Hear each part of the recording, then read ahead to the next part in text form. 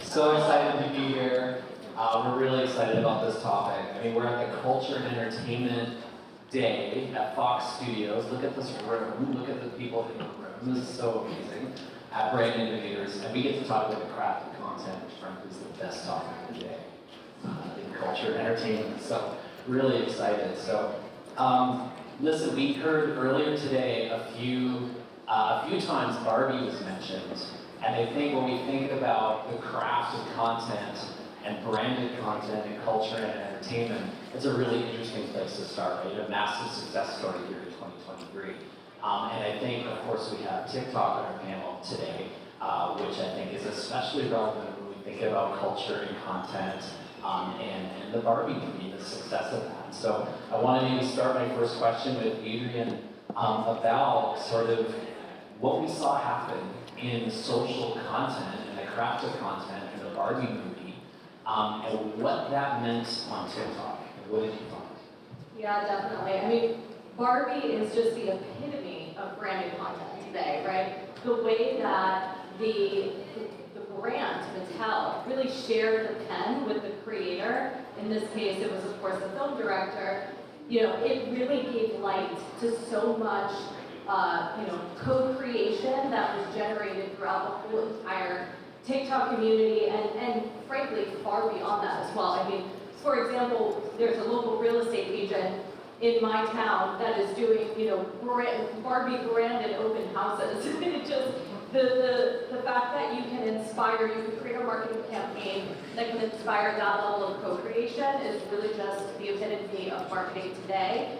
And what we saw on TikTok is that there's nearly 90 billion views on the Barbie hashtag. And that's a huge number, right? There's a lot of huge numbers when it comes to these types of things. So just to compare that, Queen Bee, we all love Beyonce, right?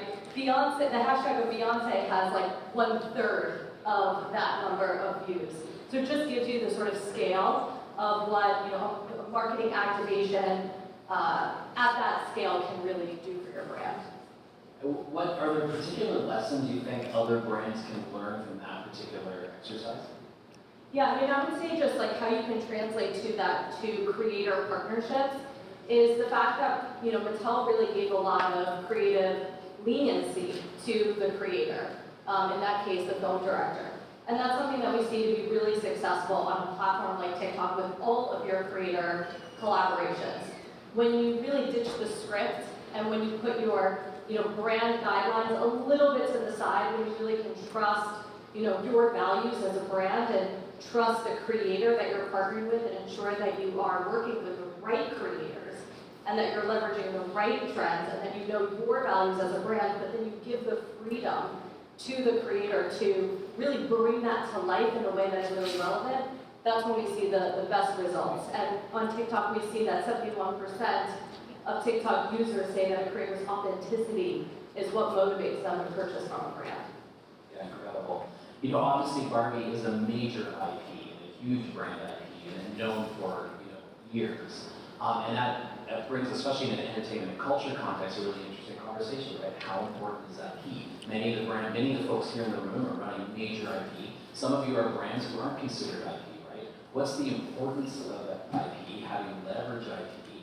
Where is it important? I think it's really interesting for the whole panel because we have both brands represented and IP. So I would maybe start with Sandy with the Television Academy, maybe about IP, about talent. How important is sort of talent and IP in this world of branded content? Absolutely. I think talent and both IP are especially important, but I also, in my career, I've worked in television and marketing television shows.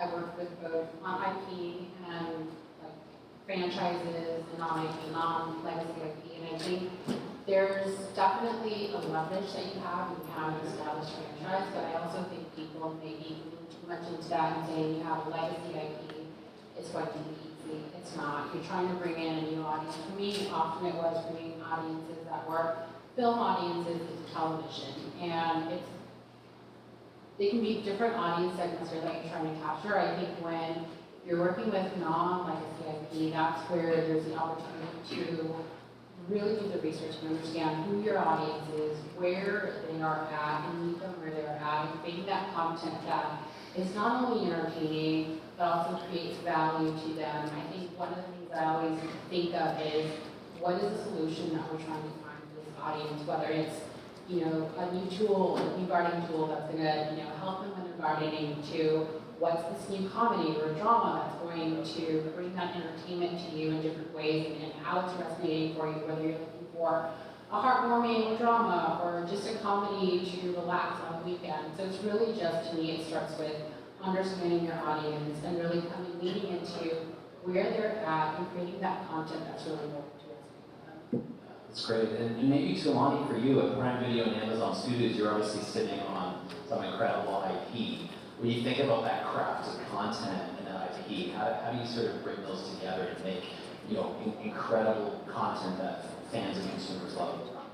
Yeah, I think, the biggest thing, and what Barbie did well, and a lot of people are doing more of, is obviously social is a main place, but getting your content everywhere, finding the partnerships that are strategic, finding a way in, and that's really what Barbie did. It wasn't just a bunch of social content thrown at you, it really was partnerships across the board, from everyone from Airbnb to food brands, right? And so getting in front of the consumer's eyes in all the places that they are, knowing that people engage in different ways at different points in their day is really important. We did that, I think I've mentioned before, but we've done that with like Daisy Jones and the Six, where, it was a book that had existing IP that everyone loved, but then, there's a partnership with 3 people for a collection. There was, reskinning the book, there was actually linking the album of this fictional band and selling that. But there's so many ways that you can get in front of people's eyes that either know the IP and love it, or are going to follow you everywhere, or people that don't know it and can really, find out about it from other places that aren't, following your feeds already, or aren't watching your app already, whatever it might be. And so I think it's really looking at that landscape of synergy, partnerships, influencers, and content as something that brings it all together and gets you out into the world in a wide way. That's great. And Gabe, I think interesting question for you as well. You're a brand at the table. Your IP is like the best limited edition quesadilla on the market. When you think about IP relationships, IP partnerships, talent relationships, maybe even creators, obviously I'm assuming you do a lot of partnerships, and would love to understand how you look at that for your content. Yeah, sure. I mean, with a $500 million budget, I would create a human-sized chicken coop, put it on Airbnb, it would be great. But no, but seriously though, from an IP perspective, right? I think for brands who don't have traditional IP in the form of books or movies or toys and pieces of tell, we have our brand values, we have our heritage, and those are things that are incredibly valuable to us. And are things we can leverage when it comes to our relationships with creators or relationships with other organizations, and the types of content that we want to create. So our IP really becomes an extension of our brand. And then how do we partner with the right folks to bring that into life, distributing it through different pieces of own content or creative relationships or other broader partnerships as well, kind of like Tulani said. But I think, IP doesn't have to be something tangible. It can be a little intangible as well. No, that's great. I think there's been a lot of talk about social commerce lately, right? We're seeing TikTok shopping, we're seeing all these opportunities where now the point of sale is slamming right into the social content opportunity, right? It's a fascinating moment. And obviously, potentially the future of social right now is how commerce is coming into this. And I think at the same time, it creates this performance marketing approach, this last click, this buy now. At the same time, we're using social to build our brands, to have emotional connections, to have emotional relationships with consumers. Maybe just open up to anyone who wants to answer, but how do you sort of balance that sort of social commerce meets emotional brand building in how you craft your content strategy? Yeah, I think it's really important to know what your values are as a brand and what you're willing to stand for, and make sure that your partnerships with creators are really aligned to that. So for example, like from a social commerce perspective, one example we have, like when we're looking at the beauty category, is a brand like EOS. They're a very edgy brand, and when they had a creator, her name is Carly Joy, she posted a review of the EOS shave cream, and it was a very colorful review using a lot of language that maybe their legal team wouldn't have, approved if it came from their creative agency, right? But that video went super viral, and it nearly crashed their website. It had generated nearly 25 times the sales that they normally get for that product. And so what do? They lean into that, and they partnered with Carly Joy to create a limited edition product called Bless Your Effing Cooch, which was part of the language that she used during the video, right? But that's something that works for EOS. EOS is an edgy brand, right? Neutrogena, on the other hand, is a very, very clean brand. And so the way that they actually work with creators is they partner with their chemists, and they use their chemists as creators who give you a behind the scenes on how the products are formulated. So those are two very different examples of how you can drive social commerce in very different ways, really aligning with what's native to you and your brand. Yeah, Gabe, how about for you, that kind of commerce versus brand building? Yeah, and the good thing for us is we're building our brand for our food, and hopefully we're also selling it at the same time. So for us, it's a little bit of kind of two sides of the same coin. I will say though, excuse me, last year we had a phenomenal opportunity on TikTok where we were talking about this outside, where we did a dip and drip campaign. We had a slew of influencers supporting our new Vireo product, and we were kind of one of the first QSR to really put it out there. And if you are anything like a foodie, you would know that Vireo was like on the up and up early last year. So we really kind of grabbed lightning in a bottle. When we first launched the product, the mix was not so great. There wasn't a whole lot of media out in the market, and then we launched our TikTok campaign with a slew of creators, and our mix went from not that great to 8% on its way to being one of our most successful LTOs ever. Mostly driven through all of our creator content and the virality essentially that we saw on TikTok. I think now coming off of the success of that, we're really trying to figure out how we can place our food in non-traditional situations, and I don't mean like weird. I mean, let's not all do the same mukbang, eating my car content that you see incredibly saturated everywhere. How can our food and thus our brand be a way that brings people together and to have different kinds of content, different kinds of creators, so we can make that connection from kind of content to commerce a little bit more broad and give us a breadth of opportunity there, as well as also what does an affiliate program look like for us, right? Can we share value with our creators and driving value for our business? So these are all kind of questions that we're starting to toss around to see how we can continue to leverage the great relationships and content that we're creating to drive the business. You know, we're talking about the craft of content itself, and creators have already come up like multiple times.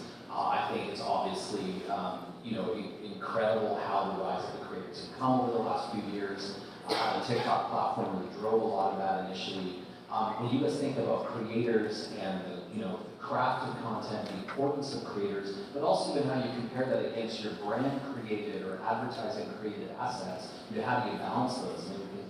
Maybe we can start with you, Salami, on that. I think, it really depends based on what the campaign is or the title is, but I do think that looking at creators as an extension of your broader campaign as, we call them ambassadors sometimes, what does that look like, and how do you make sure that they're on message, they know what they're supposed to be saying and all of that, but they're giving their own twist, and they're finding that way to really grab their audience. And what we all see, because sometimes we are the reason why, is that when things come off too branded or too stiff, creators are getting less likes, they're getting less engagements, they're not really seeing the same uptake.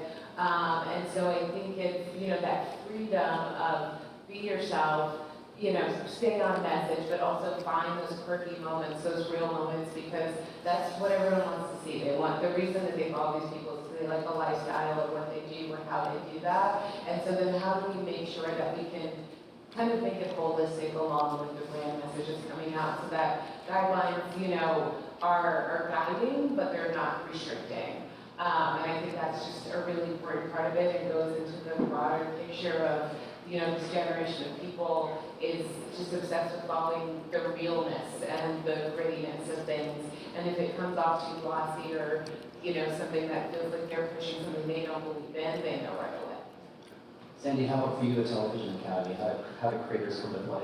Yeah, I think for us, for creators, we'll look to leverage them and utilize them for big technicals like the Emmys and big events. But I think overall for content creators, I think what Tawani was saying is on the point where it's all about authenticity, and Adrian's spoke to this as well. It's in my experience, I've had those moments where the leadership, here are the brand guidelines, but we need them to say this, this, and that. They have to do this, this, and that. When you're setting these strict parameters and you're stripping them away from their freedom and their authenticity, you see that not resonating well. And to what Talani also said is, these influencers, these content creators have loyal followings. They are following them for a reason. They identify with their values. They relate with that content. And with Gen Z specifically, we are seeing that they choose brands who align with their values, who align and they resonate with. So I think we're seeing a new generation, this younger generation, who is very particular. They don't like to be marketed at. They're very savvy. So really, at the end of the day, it's how to be authentic. And for brands, it's learning to let go and say it's okay to take chances. It's okay to take risks, but really just allow them freedom. Point to that. And I can speak a little bit out of both sides of my mouth on this, so just take this with a grain of salt. But I think sometimes brands rely too much on creators to allow to have fun. And so I guess I'm thinking about this a lot kind of personally, whether or not it's sanctioned by UPL, I don't know, but you can take it again with a grain of salt. But I think as marketers, we need to give ourselves more permission to have fun with the content that we create and the things we do. I think we've started to rely a little too heavily on other people to do it for us. It's not to say that we shouldn't have these partnerships or shouldn't bring people in to drive additional authenticity, talk to communities that we maybe wouldn't be able to get open doors for.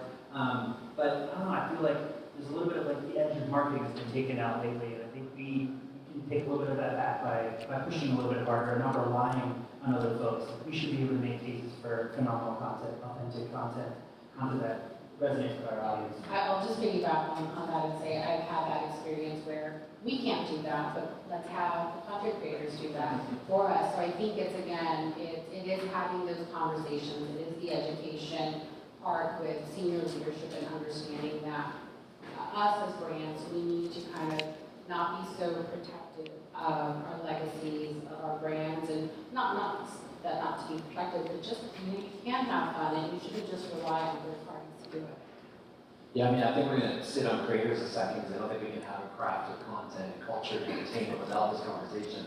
I was in a Meta presentation a few months ago, and they said generally on Meta, cross-platform, the creator lead assets were far outperforming all brand lead assets across the platform, which is fascinating, but also ties into this conversation. So I think if we pivot creators to performance, when we think about the performance of the content across platforms, and what we look for in that performance, what the assets we find are performing, but what are your thoughts about sort of like creators and how they're performing and how to use creators at a performance level? Of course, TikTok is on the hook here.